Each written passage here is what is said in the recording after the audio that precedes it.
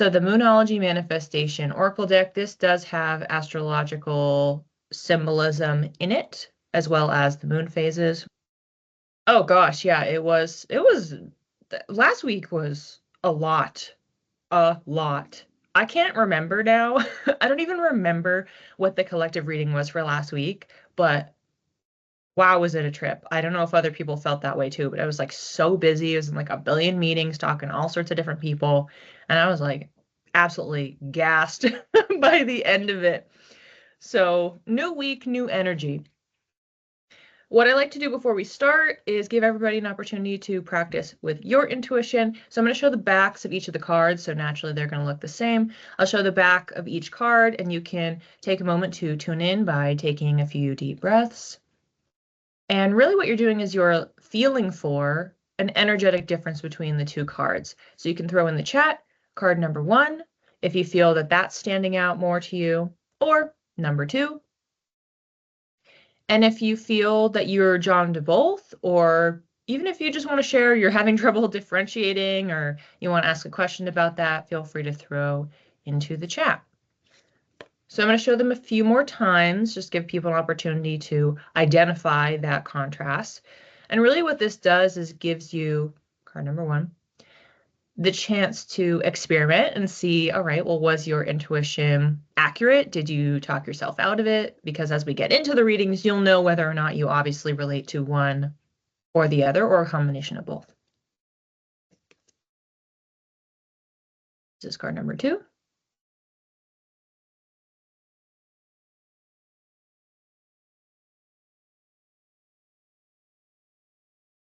Oh, Leslie, your birthday's coming up.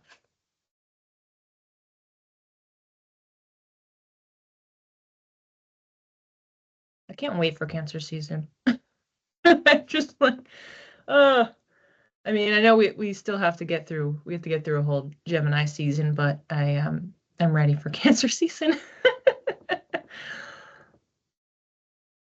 All right, last time, card number 2. And feel free to just throw in a 1 or a 2 or both or whatever in the chat. All right, so it looks like we have a mix here of 1s and 2s. What I'm seeing is somebody zipping up a coat, and I'm getting flashbacks here. I had this memory, well, it probably happened honestly more than one time. But you know when you're a little kid, like your parent, hopefully caregiver, somebody zips up your jacket. I had this at least one time where my mom zipped it, and it literally like caught the skin of my neck in it. And like, as how does that happen? But it did. And so then ever since then, whenever she would like zip my coat up, I'd always kind of like duck out of the way. So we'll see how this memory, it feels significant. That's why I needed to share it. But what I was just describing in the story was I then felt I had to protect myself because, you know, the neck is a very vulnerable area. There's a lot of imagery and symbolism on that. We're zipping something up. It's like, well, that feels like it's a protection, but it's not always what meets the eye. Like what we might think is protecting us might not be. It might be putting us at minor, but still some risk. What we're identifying as the minor risk here, like when are we figuring that out during the week? Next 2 to 3 days. So it seems like it's in pretty short time. So something is presented to us, depending on your time zone, Tuesday, Wednesday, maybe Thursday. Within the first half of the week, definitely. Knowing, okay, this thing has popped up, and then it feels like we're spending the rest of the week deciding what to do about it. So you're deciding not to move forward with it, yes to move forward with it, or just kind of in that state of decision paralysis or the rest of the week. Like, I really don't know what to do. I can't decide. But it feels like for the people who are in that camp, something tips you over the edge by the end of the week. Like, we're all being asked to decide. Like, we have to make that choice for our next steps. And even if you don't want to, like, universe intervenes and like the hand is going to be forced so that you can move that chess piece forward. First quarter moon in Aries, step into your power. The reason I'm laughing is because it's about taking action. Like all we're talking about this week is moving forward, and the stepping into your power is like you deciding this is right for me, this is not right for me. And for the people that are in more of that paralysis place, which is quite unlike Aries. Aries is more inclined to be very impulsive and just say, I'm just going to do this because I think it's interesting or because I feel compelled to do something. So if you aren't leaning into it, you're being pushed to take a step forward, whether that means you're continuing with it or stopping it, but to move, to do something, because choosing to stop or step away is still a choice. So it can be a step towards, it can be a step away. So clearly, whatever this is, even though it's, again, presenting some sort of a minor risk, it must feel like it's throwing a wrench into our plans to take that much time thinking about it, which is intriguing. Keep it simple compared to some of the ones that had connections for multiple weeks in a row. Yeah, so what Carrie is alluding to is there were some weeks where they were building off of each other. So it's like, okay, reading 2 is connecting to reading 1 of the week before, which connected to reading 1 of the week prior. And like some of them were stringing together on top of each other. So actually having some weeks that are totally in a vacuum and short and sweet, like there is a lot of variety in what comes through. All right, I'm getting hurry up and go on to the next one already.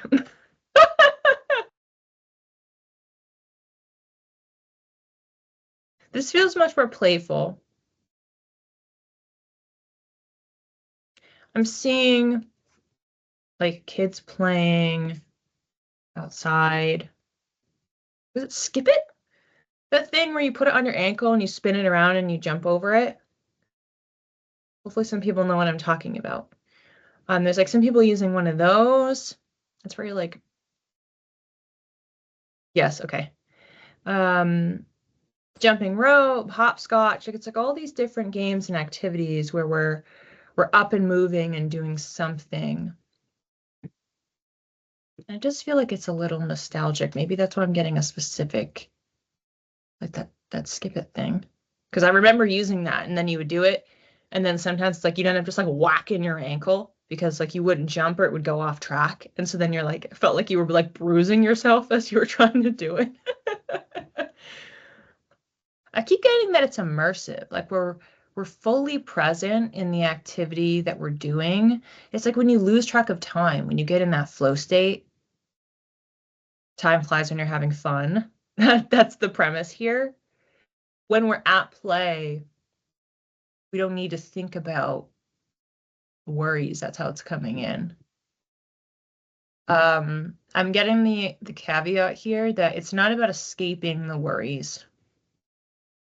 Because the things that we worry about, the tasks that we have to accomplish, whatever for reading number 1, whatever the thing is that comes up that we have to decide, that's still going to be there.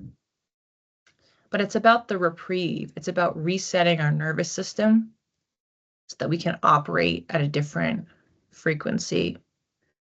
Because these do feel really interwoven, actually. Because we can make a clear decision when we are of a clear mind, when we are calm, when we are lit up, when we're feeling excited and inspired, rather than just stressed and overwhelmed at our wits' end. Clarification on whether this needs to be physically active, because all of the activities I was seeing were. I'm getting like for 80% of people, this is entailing something that is active. For 20%, it could lean more on the creative side where maybe you're sitting and doing some sort of activity that is an outlet that makes you feel at play. So it's about giving you that same sensation and putting you in the same state of mind. And you don't have to be up and moving around. Feels like for most people, it does entail that because we are very sedentary as a modern culture. You have the choice here where the activity that you're doing could be something you enjoyed as a kid that's playing into the nostalgia or bringing up memories So as you're doing this activity, you also are thinking about when you did this when you were younger. But it doesn't have to be a one-to-one. This is coming up as like a Venn diagram. Like some people it can be that you're in the middle, otherwise it could be something new that still puts you in a state of play. Like there could be activities and things that you find fun now that you didn't find fun when you were a kid. So like, okay, you can go have fun doing the things that you like now. It doesn't have to be something that you only did when you were a kid and you haven't done in like 30 years. Are we playing the whole week? Or are we just figuring out what our source of play is and then starting to dabble with it this week? It's kind of an important clarifying question. It varies. So some people are engaging with this a few times this week. So maybe you're rediscovering that hobby or pastime, or it's one that you've had that maybe you've put on pause, reigniting that this week. I'm getting some flexibility here that even if you don't or you can't, based on the nature of it, do it multiple times, you could also just kind of have one session that you do for a longer period of time. So it's not like a requirement, if you will, of doing it like X amount of times. And you can also pick multiple. So we have a lot of options here. We're almost creating some ceremony around it. Like we have to treat it like it's a big deal. We have to prioritize, like, okay, have an appointment. That appointment is important for me to go to. Well, so is an appointment for fun. Having a good time, connecting to our inner child, resetting our nervous system. It's similar in ways to it's important to get a good night's sleep because of what that's doing for our body, for our mindset, for all of our day-to-day functions. So yeah, I'm getting like, this is an appointment. This should be valued and ranked and prioritized as if it is a serious appointment, like a checkup, going to get a physical or your dentist appointment or meeting with a therapist or whatever it is, an obligation that you have to yourself to do something like this. And that being said, there isn't pressure like, okay, now I'm going to do this hobby like 3 times a week, every single, like we don't have to do that. We're just focused on the now. That's part of the point here. We're just trying to figure out how we can infuse a little bit more fun and play this week. We can deal with next week later. Whoa, just dawned on me that I bought a nostalgic toy game this weekend, thinking I could show my toddler. Wow, great example. So then you could play with your kid, and at the same time, you can have your own memories that crop up. That's a really, really good example, Carrie. So this doesn't necessarily require in any sense, like you don't have to go out and buy something. Carrie just happened to do this. So she was like already on it and connected to this reading. It could be something that you already have on hand. Like I mentioned, maybe you have a hobby that you used to do or that you've attempted to do before. So you already have the materials for it. You already have the subscription or the playlist on YouTube that you want to use. It's just a matter of opening it up, getting it going. Oh, I hadn't even flipped over the card. I was like, okay, that sounds good to me. A lot of stuff in there. Wow. All right, so we have New Moon in Leo, shine. Leo, that's a playful sign. Leo wants to be creative, wants to have fun. This is like perfect. And we have a new moon, which is a beginning. So we're picking something up, maybe that we've always wanted to do, or we haven't done it in a long time. So it feels like it's a fresh start. And we are resetting ourselves as if it is a new beginning. The shine piece can also be about like taking up space. So these activities that you're doing could be private or they could be public. Leo loves that. Leo wants to perform. So you could be doing it in collaboration with other people. I didn't mention that, but maybe it's on a team or doing a karaoke night or something. So you are in front of other people or alongside other people, or you could be doing it in the quiet and comfort of your home, whatever you would like. If we're really leaning into Leo energy, there's something with other people or in front of other people, or maybe you do it by yourself. So let's say the thing you want to pick up, I know one one that I have that has been sitting is I have had on my list, oh, I want to pick up doing embroidery. So I got for Christmas one of those little embroidery kits, and it has been sitting here on my shelf and I haven't done it. But if I were to do that, then I could show off my finished product. Like, oh, here's the thing I came up with. And that can be part of the motivation or getting the validation to kind of build you up so that you'll want to keep doing it beyond just this week. First reading. First reading was the zipper coming up to your neck. This feeling of you're trying to protect yourself, but maybe the thing that you're using to protect yourself isn't really a form of protection, and you're being put at some sort of minor risk. This is identified within the first 2 to 3 days of this week. So Tuesday through Thursday, most likely, depending on your time zone. And then you're spending the rest of the week deciding what to do now that this information has come to light. Do I continue forward with what I was trying to do? Do I step away? Or am I just kind of stuck in a cycle of I can't decide, I'm not really sure? If you are in that camp, by the end of the week, universe intervenes and something will nudge you to make that decision. So rather than fighting it, you could just make the decision by stepping into your power. First quarter moon in Aries. Aries is all about action. Your power is in your choice, your decision about what is aligned with you. And first quarters are all about reflecting and checking in on something that is new that you have just started. How is this going? What should I do next? We have the choice. And reading number 2 was, what was it? Oh yeah, kids on the playground. So I was seeing people with the skip it, hopscotch, jump rope.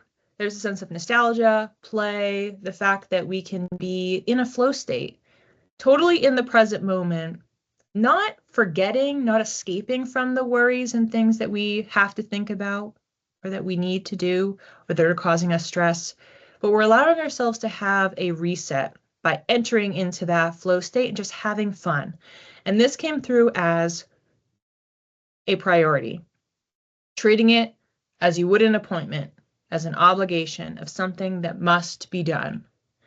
And we had a ton of different options. So you could pick up some sort of a childhood hobby or something, some experience that you used to have when you were a kid. It could be something new that maybe you have clung to in adulthood. Maybe you do it regularly. Maybe you've fallen out of it. Maybe it's something that you've always wanted to do. Lots of options of things to pick from. You could do a few times this week, or you could do maybe one longer session of said activity. The idea is just to make sure it happens. Make sure you really dedicate the time it deserves, because what you're doing is you are filling your cup up. You're helping to recalibrate how you operate. And was that it? Oh, so the other small piece was, one, we're leaning into this idea of time flies when you're having fun. You could use that as a mantra if you want to encourage yourself to try to have fun this week. But as far as the nature of the activity, I was getting that around 80% of people, it's physical, and for 20%, it's just something that's creative. Also, if you want to be at the intersection and do something that's the two, great. And the card that we had is New Moon in Leo, Shine. Leo is very playful, very creative, wants to have fun. Option here, if you want to do this activity, and maybe it's creative or something, some skill that you've learned, and you show it off to other people or do it with other people. So for you, if you're going to have more fun in a group, great. Make it a group activity. Whatever it is, it's getting you into that zone. They are both fire signs. As you can see, the cards look pretty similar. We also have early energy. So we have a new moon, and then we have a first quarter moon. So the first quarter follows the new moon, even though this is card number 1, this is card number 2.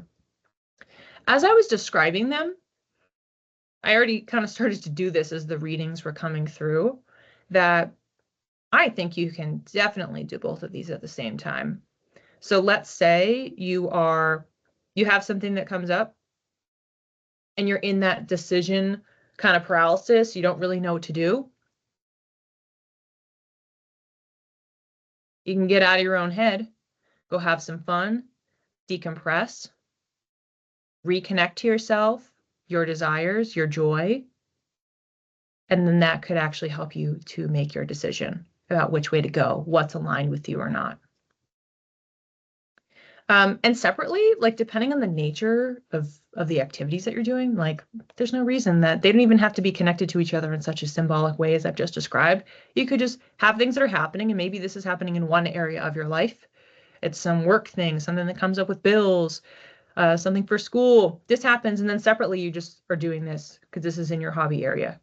So they could not even necessarily be intersecting, obviously, with each other or doing an intentional handoff, but you still could have both occurring simultaneously. I see absolutely no reason why they can't. And would somebody maybe move from one into the other? I kind of was mentioning that you could move from the first card into the second card and back. And yeah, it doesn't feel strong of a pull that you're starting with the having fun and then moving into, oh, well, now I have to make a decision. It just kind of feels like, well, they're probably just separate processes and they're both happening. But it doesn't feel like there's a clear script here for you could move from this energy into this energy. It's just like you just might encounter both of them. And it will depend on you how often you are doing this, because if you just have, let's say within the next 24 hours, you go and do this activity, boom, you knock it out. You don't even do anything after that. And then that still gives you time to do the next thing where something pops up in the next 2 to 3 days. So I wouldn't say like one is triggering the other. It just may be that you're sitting in both and this one had a timetable, this one does not. So this can happen whenever or repeat.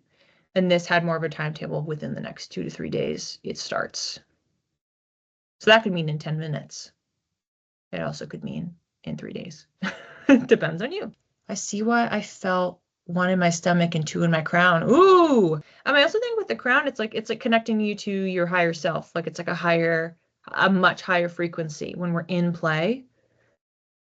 And this one we're navigating through. It's like we're learning strategies to navigate through the lower vibrational energy. And you could apply this to help you with that. But it is an up level. When you step into your power, when you make a decision that is aligned with you, your values, your priorities, kind of does a similar thing. Hopefully you enjoyed this. Again, being recorded, confirmed it, made sure it was being recorded. So paranoid after last week.